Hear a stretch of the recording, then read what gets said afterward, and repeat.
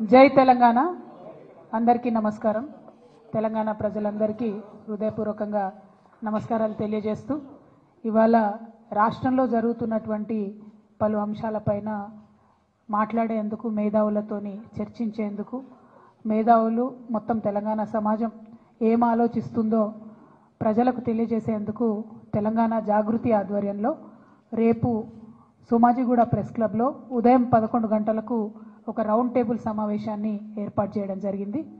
మరి ప్రధానంగా ఈ రౌండ్ టేబుల్లో చర్చించాల్సినటువంటి అంశాలు ఏందన్నవి ప్రజలతో కూడా పంచుకొని రేపు వస్తున్నటువంటి అనేక మంది మేధావులు ఇతర మిత్రులకు కూడా స్వాగతాన్ని తెలియజేస్తూ ఉన్నాము. ఇవాళ మీరు గమనించినట్టయితే ఉమ్మడి ఆంధ్రప్రదేశ్లో ఉన్నప్పుడు మన తెలంగాణ అస్తిత్వం మీద రకరకాలుగా దాడి జరిగేది.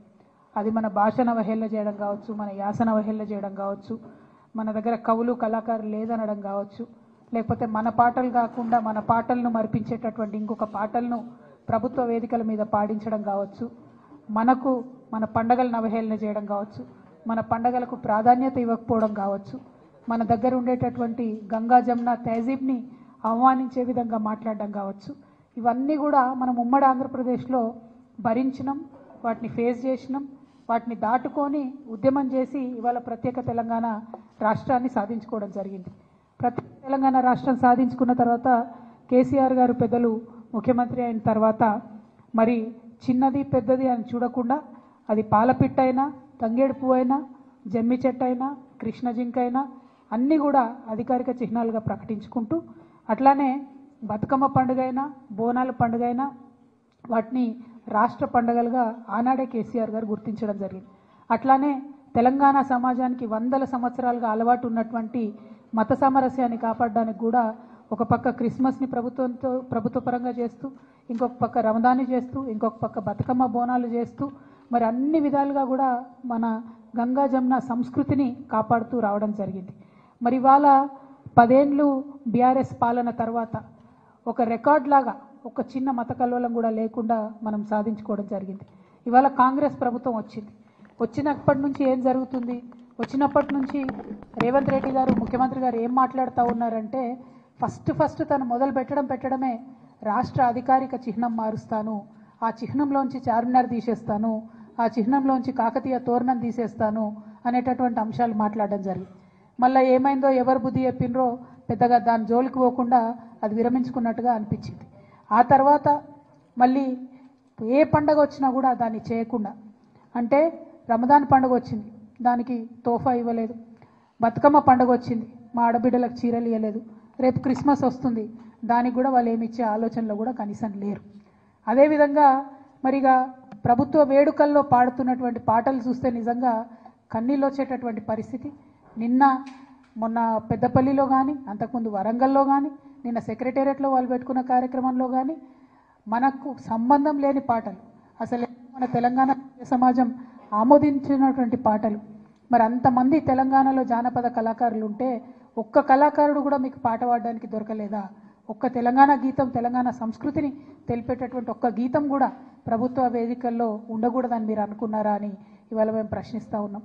మరి వాళ్ళు చేసిన కార్యక్రమం ఏంది? తెలంగాణ తల్లి రూపును మారుస్తామని చెప్పినారు. ఎట్లా మారుస్తారండి? ఎందుకు మారుస్తారు? అసలు ఇవాళ అనేకమైన విగ్రహాలు దేశంలో ఉంటాయి. ఒక్కసారి తెలంగాణ ప్రజలందరినీ కూడా ఆలోచించాలని నేను కోరుతూ ఉన్నాను. గాంధీ గారి విగ్రహాలు పెట్టుకుంటాం మన ఊరూరా. ఏం జీవం ఉందని పెట్టుకుంటామండి? ప్రేమ ఉంది కాబట్టి, మనసు నిండా గౌరవం ఉంది కాబట్టి పెట్టుకుంటాం. అంబేద్కర్ వారి విగ్రహాలు ఉన్నాయి, ఊరూరా ఉన్నాయి, కోట్ల సంఖ్యలో ఉన్నాయి.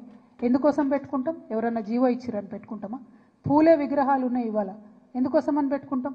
ప్రేమ ఉంది కాబట్టి, గౌరవం ఉంది కాబట్టి పెట్టుకుంటాం. అట్లనే సేవాలాల్ మహారాజ్ విగ్రహాలు పెట్టుకుంటాం. ఎందుకోసం పెట్టుకుంటాం? ఎవరన్నా జీవో ఇచ్చిరని పెట్టుకుంటామా? ఏదైనా ప్రభుత్వం ఆదేశించిందని పెట్టుకుంటామా? ఎందుకోసం అని పెట్టుకుంటాం? ఇవాళ సుభాష్ చంద్రబోస్ విగ్రహాలు ఉన్నాయి, దేశం కోసం ప్రాణాలు త్యాగం చేసిండు కాబట్టి ఆయన విగ్రహాలు ప్రజలు మనసారా కోరుకొని ఆకాంక్షించి పెట్టుకుంటారు. మరి శివాజీ విగ్రహాలు ఉన్నాయి ఇవాళ, చాలా పెద్ద ఎత్తున యువతంతా కూడా పెట్టుకుంటూ ఉంటారు కలిసి. ఎందుకోసం పెట్టుకుంటారు? ఎవరైనా జీవో ఇచ్చిరని పెట్టుకుంటారా? మరి తెలంగాణ తల్లి విగ్రహాలు కూడా వేల సంఖ్యలో ఉన్నాయి ఇవాళ, ప్రతి గ్రామంలో ఉన్నాయి, ప్రతి చోట ఉన్నాయి. కొన్ని పెద్ద గ్రామాలలో అయితే 2-3 ఉన్నాయి. ఎందుకోసం పెట్టుకున్నాం? అవి ఆనాడు ఉద్యమంలో మాకు స్ఫూర్తి నింపినటువంటి తల్లి కాబట్టి, అమ్మ కాబట్టి పెట్టుకున్నాం. ఇక భరతమాత విగ్రహాలు ఉన్నాయి, లేవా భరతమాత విగ్రహాలు? దానికి జీవో ఇచ్చిండ్రా? కేంద్ర ప్రభుత్వం జీవో ఇచ్చిందా? జీవో ఇస్తేనే జీవో పరంగానే పెట్టుకున్నామా? లేదు కదా, దేశభక్తితోనే పెట్టుకుంటాం. మరి దీన్ని కూడా అవమానించే రకంగా ఇవాళ ఒక కొత్త విగ్రహాన్ని పెట్టి, ఇగో ఈమెనే మీ తల్లి, మీరు ఇదే విగ్రహం పెట్టాలి, ఈ విగ్రహం తప్ప ఇంకో రకంగా ఈ విగ్రహాన్ని మార్చి పెడితే కేసులు పెడతామని చెప్పి బాజాప్తా గెజెట్ చేసినటువంటి ప్రభుత్వం రేవంత్ రెడ్డి గారి ప్రభుత్వం. బ్రిటిష్ ప్రభుత్వం కూడా ఎన్నడూ భరతమాత మీద గెజెట్ ఇవ్వలే, కానీ రేవంత్ రెడ్డి సర్కార్ మాత్రం తెలంగాణ తల్లి మీద గెజెట్ ఇవ్వడం అన్నది చాలా దారుణం, చాలా ఘోరాతి ఘోరమైన విషయం మనం గమనించాల్సిందిగా నేను తెలంగాణ ప్రజలందరినీ కూడా మరి కోరుతా ఉన్నా. అంటే ఇవాళ కాంగ్రెస్ నాయకులు ఎట్లా మాట్లాడుతున్నారంటే, ఉమ్మడి ఆంధ్రప్రదేశ్లో సమైక్యాంధ్రాన్ని కోరుకునేటటువంటి కాంగ్రెస్ నాయకులు ఏదైతే ఆర్గ్యుమెంట్ తీసుకొచ్చిండ్రో, ఏదైతే మాట్లాడినరో అవే ఇప్పుడు వీరు కొనసాగిస్తున్నటువంటి పరిస్థితి. అంటే ఒక వింతవాదం, ఒక వితండవాదం, దాని కాంగ్రెస్ వాదం అంటాం మేము, తెలంగాణ వాదం అనం. మీరు కాంగ్రెస్ వాదులు, మీరు తెలంగాణ వాదులు కాదు, ముమ్మాటికి కాలేరు. మీకు ఎప్పటికీ కూడా కాంగ్రెస్ ప్రయోజనాలే ముఖ్యం తప్పితే తెలంగాణ ప్రయోజనాలు ముఖ్యం కాదు. ఈ మాట ఇంకొక విషయం, మనందరం ఎందుకు పోరాటం చేసినాం? నీళ్ల కోసం పోరాటం చేసినాం. ఆదిత్యనాథ్ దాస్ అనేటటువంటి ఒక అధికారి, ఆంధ్రప్రదేశ్లో చీఫ్ సెక్రటరీగా పనిచేసి రిటైర్ అయినటువంటి అధికారి, అక్కడ ఉండి రాయలసీమ లిఫ్ట్ ఇరిగేషన్ నుంచి రోజుకొక టీఎంసీ నీళ్లను తీసుకుపోవచ్చని ఆదేశాలు ఇచ్చినటువంటి అధికారిని తీసుకొచ్చి ఇవాళ మీరు తెలంగాణ రాష్ట్ర ఇరిగేషన్ శాఖలో అడ్వైజర్గా పెట్టిండ్రు. అంటే మీరు ఎవరి ప్రయోజనాలు కోరుకొని పెట్టిండ్రు? మనకు వ్యతిరేకంగా జీవోలు ఇచ్చినటువంటి వ్యక్తి తెలంగాణ రాష్ట్రానికి వచ్చి మన నీళ్లకు సంబంధించి ఆయన ఏం హామీలు ఇస్తాడు, ఏం అడ్వైజ్ చేస్తాడు అన్నది కూడా ఇవాళ ముఖ్యమంత్రి గారు చెప్పాల్సినటువంటి అవసరం ఉంది. అందుకే మేము చెప్తున్నాం, ముమ్మాటికి మీరు కాంగ్రెస్ వాదులే, మీరు తెలంగాణ వాదులు కావు. మీకు మీ కాంగ్రెస్ పార్టీ ప్రయోజనాలు తప్పితే తెలంగాణ ప్రయోజనాలు మీకు పట్టవు. ఇవాళ ఓట్ల కోసం ఎలక్షన్ల సమయంలో ఏం చేసిండ్రండి కాంగ్రెస్ పార్టీ? రేవంత్ రెడ్డి గారు ఎలక్షన్ల కోసం ఏం చేసిండ్రు? వాళ్ళ నాయకురాళ్ళు అందరూ కూడా పెద్ద పెట్టున బతుకమ్మ ఎత్తినటువంటి పరిస్థితిని మీరు గమనించాలి. ఇవాళ శ్రీమతి ఇందిరాగాంధీ గారు మరి తను బతుకమ్మ ఎత్తుకొని తెలంగాణ ప్రజలకు బతుకమ్మను శుభాకాంక్షలు చెప్పినటువంటి వ్యక్తి. తర్వాత శ్రీమతి సోనియా గాంధీ గారు, ఆవిడ బతుకమ్మ ఎత్తుకొని ఆమె తెలంగాణ ప్రజలందరూ కూడా బతుకమ్మ శుభాకాంక్షలు చెప్పారు. ఇదిగోండి మన తెలంగాణలోనే ఎన్నికల ముందు ర్యాలీలో ప్రియాంక గాంధీ గారు, రాహుల్ గాంధీ గారు బతుకమ్మ ఎత్తుకొని తెలంగాణ ప్రజలకు శుభాకాంక్షలు చెప్పారు. తర్వాత ప్రియాంక గాంధీ గారు అద్భుతమైనటువంటి ట్వీట్ చేసిండ్రు. ఏమని చేసిండ్రు? తెలంగాణ ప్రజలందరికీ ప్రత్యేకంగా తెలంగాణ ఆడపడుచులందరికీ బతుకమ్మ పండుగ శుభాకాంక్షలు.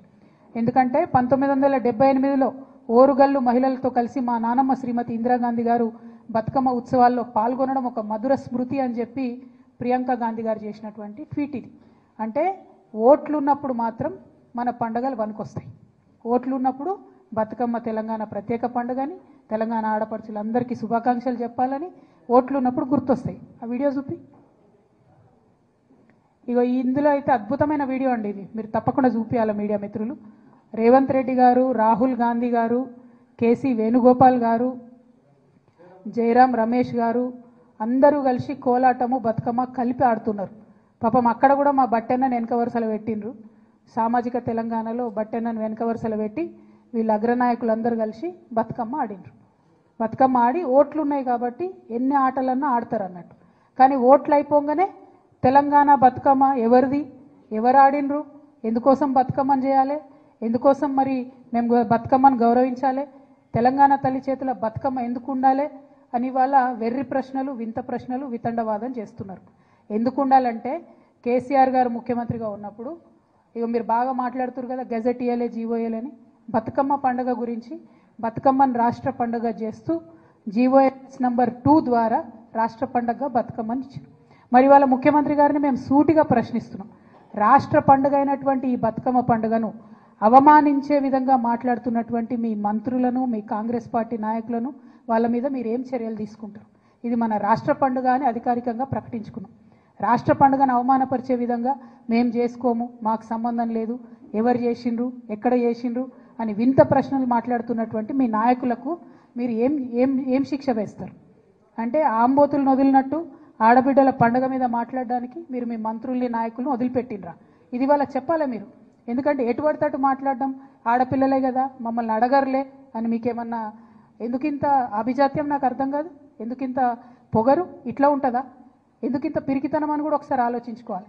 ఎందుకంటే బతుకమ్మ మీరు తెలంగాణ తల్లి రూపం మార్చేది ప్రజల ఆమోదం ఉన్నట్టయితే అసలు జీవోతోనే అవసరం ఏముంది? ఇంకో రకంగా పెడితే కేసులు పెడతామని బెదిరించేటట్టు గెజెట్ ఇవ్వాల్సిన అవసరం ఏముంది? ఇంత పిరికితనం ఏంది?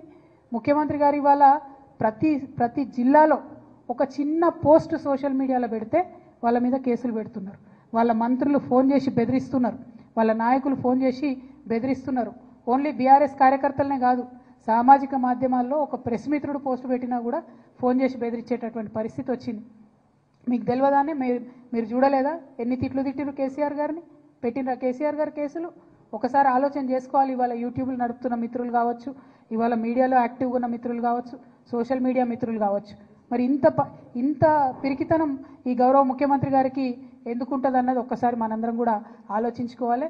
కానీ పిరికి ముఖ్యమంత్రి గారికి మేము చెప్తా ఉన్నాం, మీరు ఎన్ని జీవోలు ఇచ్చినా ఎన్ని కేసులు పెట్టినా ఊరూరా ఊరేగించి మరీ మా ఉద్యమ తల్లిని నిలుపుకుంటాం. డెఫినెట్గా వందల వేల సంఖ్యలో తెలంగాణ తల్లి విగ్రహాలను ఆవిష్కరణ చేస్తాం. తెలంగాణ జాగృతి ఆధ్వర్యంలో చేస్తాం, బీఆర్ఎస్ ఆధ్వర్యంలో చేసుకుంటాం.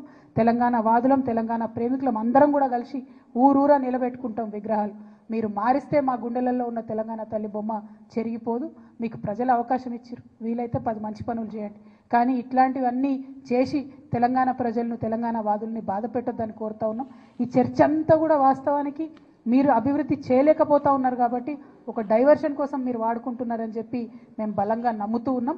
మేము మిమ్మల్ని మళ్ళీ ఒకసారి కోరుతున్నాం, మాకు ఇష్టం వచ్చిన తల్లిని మా ఇష్టం వచ్చిన దగ్గర పెట్టుకునేటటువంటి స్వేచ్ఛ, స్వాతంత్రం తెలంగాణ రాష్ట్రంలో తెలంగాణ ప్రజలకు ఉండాలి. దానికి మేమే మార్గదర్శకంగా ముందుంటాం. మీరు ఎన్ని కేసులు పెట్టుకున్నా భయపడేది లేదని తెలియజేస్తూ, బతుకమ్మ మీద మరొక్కసారి మాట్లాడే ముందు మంత్రులైనా కాంగ్రెస్ నాయకులైనా ఆలోచించి, ఆడబిడ్డలు మీరు మాట్లాడే ప్రతి మాటను కూడా గమనిస్తున్నారన్న విషయాన్ని ఆలోచించి ఒళ్ళు దగ్గర పెట్టుకొని మాట్లాడాలని చెప్పి హెచ్చరిక చేస్తూ ఉన్నాం. Thank you. జై తెలంగాణ.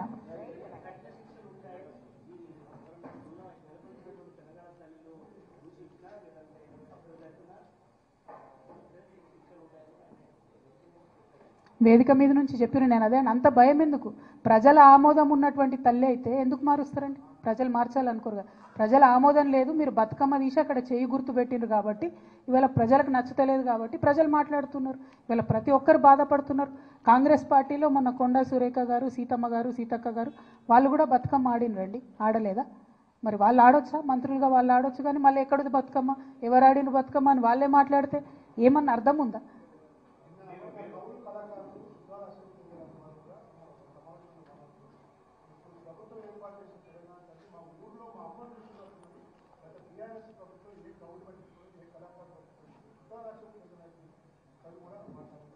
ఇప్పుడు నేను ఒకటే చెప్తా ఉన్నా అండి, భిన్నాభిప్రాయాలు ఉండొచ్చు. ఒకనాడు ఉద్యమంలో తెలంగాణ తల్లిని పెట్టినప్పుడు దాదాపు నెల రోజులు చర్చ చేసి అందరి మేధావుల ఒపీనియన్ తీసుకొని తెలంగాణ ఉద్యమ సందర్భంలో ఎట్లా తెలంగాణ తల్లి ఉంటే బాగుంటుంది, మన ప్రత్యేకత చూపించేటటువంటి విగ్రహం ఉండాలి అనేటటువంటి ఆలోచనలు చేశారు. ఇవాళ వీళ్ళు ఒక విగ్రహం పెట్టిండ్రు, మొత్తం సీక్రెట్. ఎక్కడ విగ్రహం తయారైందో, ఎవరు డిజైన్ వేసిండ్రో మొత్తం రిలీజ్ అయ్యేదాకా కూడా చెప్పుకోలేదు. అంటే అంత నిర్బంధంగా ఒక విగ్రహాన్ని తయారు చేసేటటువంటి దుస్థితి ఇవాళ ప్రజాస్వామ్యంలో ఉండడమే నిజంగా అవమానకరం. ఓపెన్గా ఉండాలి. ఇదే ఆర్టిస్టులు, ఇదే పోయట్లు ముందే చెప్పేది ఉంటుంది, ఓపెన్గా డిక్లేర్ చేసేది ఉంటుంది. ఈ ఫామ్లో పెడదాం అనుకుంటున్నామని ప్రజల నుంచి సూచనలు ఆహ్వానించని ఉంటుంది, ప్రజల నుంచి అందరి నుంచి ఆమోదం తీసుకొని పెట్టని ఉంటుంది. ఎవరు వద్దన్నారు? అంత సీక్రెట్గా పెట్టడానికి ఇదేమన్నా ఫ్యూడల్ వ్యవస్థనా, నాజీ ప్రభుత్వమా, ఏంది ఇది? ఎందుకు అట్లా ఉండాలి?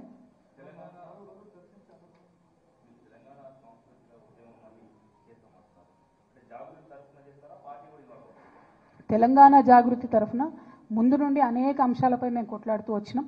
మా యొక్క అంశాలను మేము ప్రస్తావిస్తాం. తెలంగాణలో బీఆర్ఎస్ గవర్నమెంట్ ఉన్నప్పుడు కూడా మేము దాదాపుగా 5 వాల్యూమ్స్ తెలంగాణ చరిత్ర, 3000 సంవత్సరాల తెలంగాణ చరిత్ర తెలంగాణలో చేసే కార్యక్రమాలు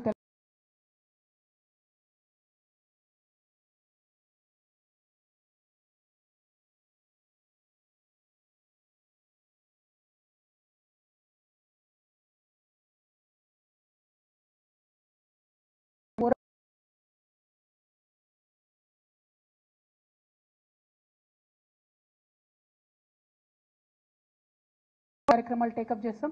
రేపు రౌండ్ టేబుల్ సమావేశంలో వక్తలందరి అభిప్రాయాలు తీసుకొని వారి సూచనలు తీసుకొని మేధావులందరి యొక్క ఒపీనియన్ తీసుకొని ఇంకా ఫర్దర్ కార్యాచరణ కూడా తప్పకుండా చేస్తాం. మేము బతుకమ్మను విశ్వవ్యాప్తం చేసేటటువంటి ప్రయత్నం చేసినాం, కానీ ఇవాళ కాంగ్రెస్ ప్రభుత్వం దాన్ని మరుగున పడేసేటటువంటి ప్రయత్నం చేస్తుంది. సో ఒక సంస్థ బతుకమ్మ కోసం చేసినటువంటి ప్రయత్నం దుబాయ్ దాకా తీసుకుపోయి మేము బుర్జ్ ఖలీఫాలో అద్భుతంగా నిలబెట్టుకున్నాం. జై తెలంగాణ అనే నినాదం ఆడ కూడా వినిపించినాం. సో మేము డెఫినెట్గా వదిలిపెట్టాం, మా ప్రయత్నం మేము చేస్తూనే ఉంటాం. రాజకీయ పార్టీలను పిలవలేదండి, మేధావి వర్గాన్ని తెలంగాణ సాంస్కృతిక ఉద్యమంలో కీలక పాత్ర పోషించిన వాళ్ళందరినీ కూడా పిలవడం జరిగింది.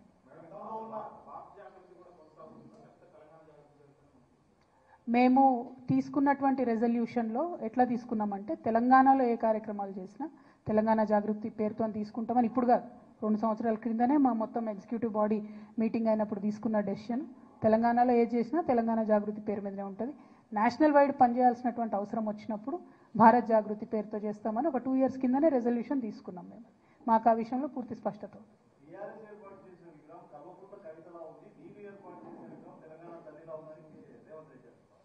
ఇప్పుడు నేనేమంటున్నా అంటే అంత సంకుచిత స్వభావంతో కేసీఆర్ గారు ఎన్నడూ ఆలోచన చేయలేదు. ఒక వ్యక్తి ప్రధానంగా తిరగాల వ్యవస్థ అనుకోలేదు.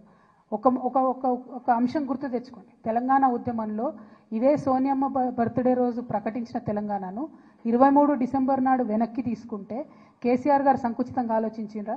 నాకు పదవి ఉండాలి, పార్టీ ఉండాలనుకున్నారా? నాకు పార్టీ అవసరం లేదు, పదవి అవసరం లేదని చెప్పి జేఏసీ పెట్టి తెలంగాణ ఉద్యమానికి ముందుకు పోలేదా? కేసీఆర్ గారిది ఒక విశాల తత్వం, రేవంత్ రెడ్డి గారిది సంకుచితత్వం. దాన్ని మార్చుకోమని చెప్తున్నాం మేము. మీరు ఇవాళ ముఖ్యమంత్రి గారి పొజిషన్లో ఉన్నారు, ముఖ్యమంత్రి అంటే రాష్ట్రానికి ఒక తండ్రి పాత్రలో ఉన్నారు, అందరి గురించి ఆలోచన చేయండి అని చెప్తున్నాం మేము, ఒకరి గురించి ఆలోచన చేయమంటలేం. ఆ తెలంగాణ తత్వమే విశాల తత్వం, దాన్ని కొనసాగించండి అని అడుగుతున్నాం.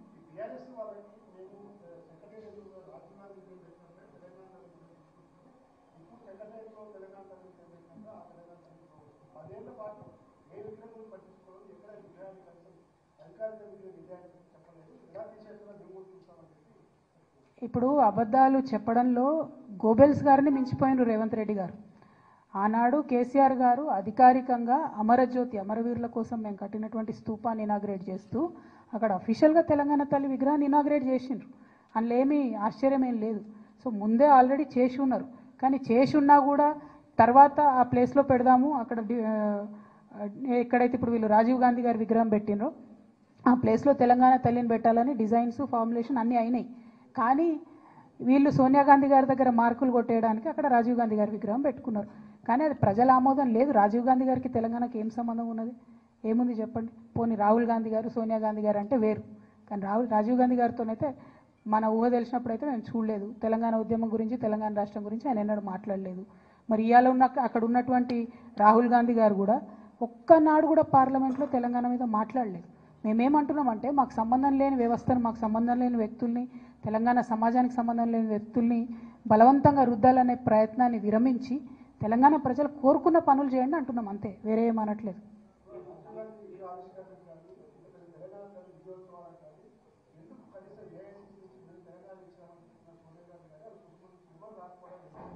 వాళ్ళు వస్తేంది రాకపోతుంది, అసలు విజయం ఎక్కడుంది, ఉత్సవం ఎక్కడుంది, ఏం పని చేసిరని ఉత్సవాలు చేసిరు అన్నది అందరికీ అర్థం కానటువంటి పరిస్థితి ఉంది.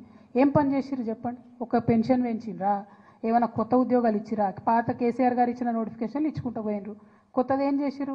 వాళ్ళు కొత్తగా చేసిన ఒక నిర్మాణం తెలంగాణ తల్లి అని చెప్పి పెట్టినరు. ఇప్పుడు దాని మీదనే మొత్తం తెలంగాణ సమాజం కన్ఫ్యూజన్లు ఉంది, బాధపడుతున్నటువంటి పరిస్థితి ఉన్నది. వాళ్ళు చేసిన విధ్వంసం గొప్పగా ఉన్నది కదా, ఎంత గొప్ప విధ్వంసాలు చేసిండ్రు. ఫుట్పాత్లన్నీ ఊడ్చి పడేస్తున్నారు, పేదోళ్ళని తీసి పడేస్తున్నారు, హైడ్రా పేరుతో విధ్వంసం చేస్తున్నారు. వాళ్ళ మంత్రుల్ని కాపాడుకుంటారు కానీ పేద ప్రజల మీద మాత్రం పడతా ఉన్నారు. సో ఇవన్నీ చూస్తున్నారు కదా ప్రజలు, వాళ్ళు చేసిన నిర్మాణం ఏముందని దానిలో మాట్లాడడానికి ఏముంది? ఉత్సవాలు ఎందుకు చేసిరో వాళ్ళకి అర్థం కాలే. అక్కడ మరి తెలంగాణ పాటలు కాకుండా విచిత్రమైన పాటలు ఎందుకు పెట్టిండ్రు అన్నది మాకు అర్థమవుతలేదు. ప్రజలందరూ కూడా బాధపడుతున్నారు, ఒక రకంగా చెప్పాలంటే అసహించుకుంటున్నారు.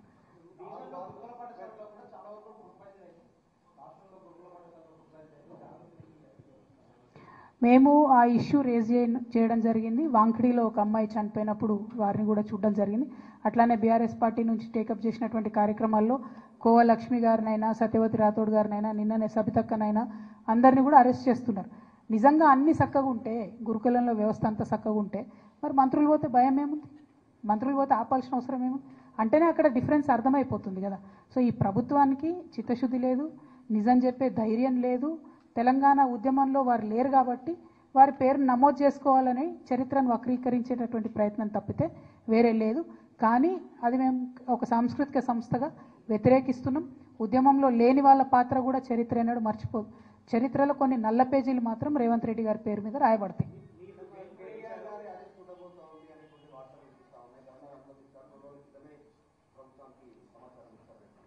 నేను చెప్పిన కదా, నేను పిరికి ప్రభుత్వం ఇదే పని చేస్తారు, ఇంకో పని ఏం చేస్తారు. కార్యకర్తల దగ్గర నుంచి నాయకుల వరకు కేసులు పెట్టే ప్రయత్నం. భయమేముంది పెట్టుకొని కేసులు? ఎవరి కోసం భయపడుతున్నాం? ఎన్నడూ మేము ప్రజల కోసమే పనిచేసినాం, రేపు కూడా చేస్తాం. పదవులు, కేసులు, పార్టీలు ఇవి కాదు ముఖ్యం, తెలంగాణ ముఖ్యం. తెలంగాణ కోసం పనిచేస్తాం. Thank you.